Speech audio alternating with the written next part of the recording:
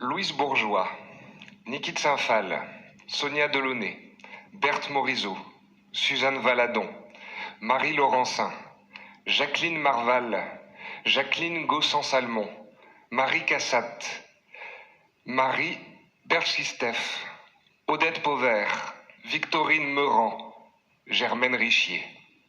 Elles existent, elles sont nombreuses, elles sont puissantes et ont évolué en France. Elles s'inscrivent dans la longue galerie du temps, de l'art et de la création.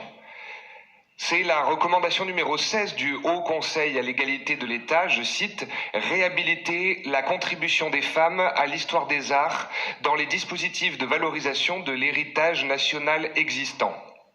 Faire exister, à côté de notre patrimoine, ce qui nous vient des pères, notre matrimoine, ce qui nous vient des mères. Parlons donc de l'héritage culturel commun, car, comme le disait Oscar Wilde, si l'artiste a un sexe, l'art n'en a pas. Notre héritage culturel commun n'est pas genré, mais il se trouve que l'artiste a un sexe et que les chiffres nationaux le montrent. 68% des financements publics vont aux œuvres créées par des hommes, soit 32% pour les femmes. Inégalité. 87% des œuvres dans les musées ont été réalisées par des hommes, soit 13% par des femmes. Inégalité. 67% des rétrospectives sont consacrées aux œuvres des hommes, soit 33% de femmes. Inégalité. Et je vous laisse faire le calcul pour les directeurs de structure. Si les hommes ont du caractère, les peintresses, elles, sont des ingérables. Si les hommes vivent des épiphanies, des illuminations, si Claudel frère se révèle à Dieu, Claudel sœur est internée, elle, comme une pauvre folle. Tout au long du XXe siècle, et Germaine Richier en fut aussi la victime, on a considéré que le féminin de artiste, c'était hystérique. Et encore, c'est valable uniquement pour celles qui ont une chambre à elles pour réaliser leur œuvre. Redonnons son caractère épicène au terme d'artiste. Sur les 15 derniers siècles, si les femmes sont les muses, les hommes sont les artistes. Un homme, on l'écoute, une femme, on la regarde.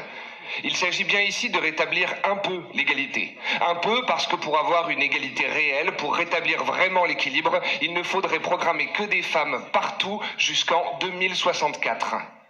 Programmer plus de 50% de femmes partout et tout le temps, c'est rétablir l'équilibre un peu, c'est redresser un peu le déséquilibre. Et pourtant, elles tournent. À l'image de Rosa Bonheur ou d'Elisabeth Vigier-Lebrun, à leur époque, les femmes ont eu d'extraordinaires succès, vendent beaucoup, diffusent leurs œuvres. Il s'agit donc ici de ne pas les oublier, de ne pas les invisibiliser, de ne pas les placer derrière.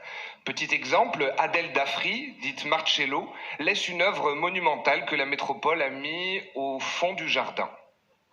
Hécate et Écube, sculpture monumentale, se trouve dans un coin de Grammont.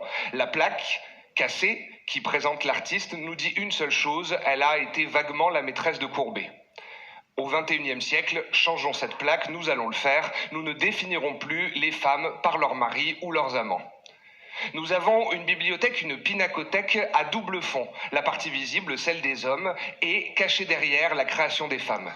Alors certes, elle sculpte des femmes grosses, vieilles, moches, mais regardons-les en face, ces ouragans, ces hydres, ces araignées.